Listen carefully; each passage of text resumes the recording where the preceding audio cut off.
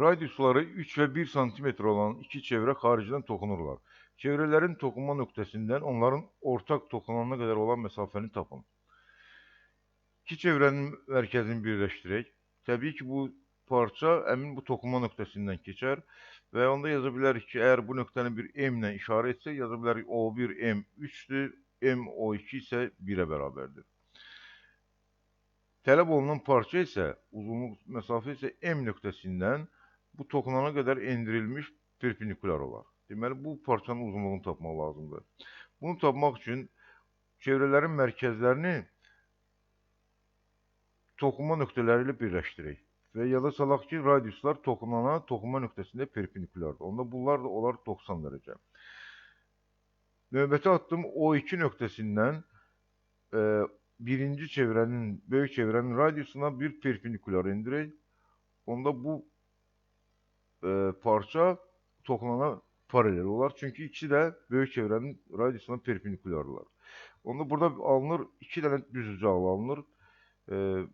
Bu düzbucaqlının isə qarşı tərəf, düzbucaqlının bir-iki qarşı tərəfləri bərabərdir. Onda belə çıxır ki, bu parçalar, bu üç parça bir-birinə bərabərdir.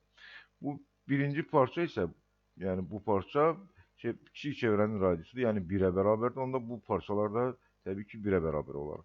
Buradan belə çıxır ki, əgər bu nöqtəni bir A ilə işarə etsək, bunu da bir N ilə işarə edək, O1A bərabər olar 2-yə. Bizə lazımdır M-N'i tapsaq, məsələ həll olunmuş olar. Deməli, burada alınır iki dənə çevrə, oxşar üçbucaqlar.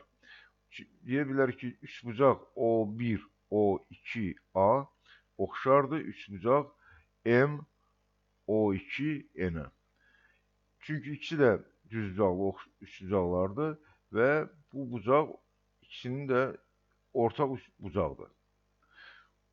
Əgər bu iki üçbucaq oxşardırsa, onda uyğun tərəfləri mütənasibdir. Yazaq bu mütənasibliyi. O1, O2-nin M, O2-yə olan nisbəti bərabər olar O1, A-nın M, N-ə olan nisbətinə. M-N'i tapaq. Buradan M-N bərabər olar. Birbaşa qiymətlərin yerini qoysaq, O1A 2-dir. Vurulsun M-O2 1-dir. O1, O2 isə 4-dür. Yəni, alınır 2-də 1. Onda axtardığımız parça, əgər bunu bir X ilə işarə etsək, bu MN və bu ikinci parçanın, yəni 2-də 1 və 1-in cəminə bərabərdir. 1 tam 2-də 1.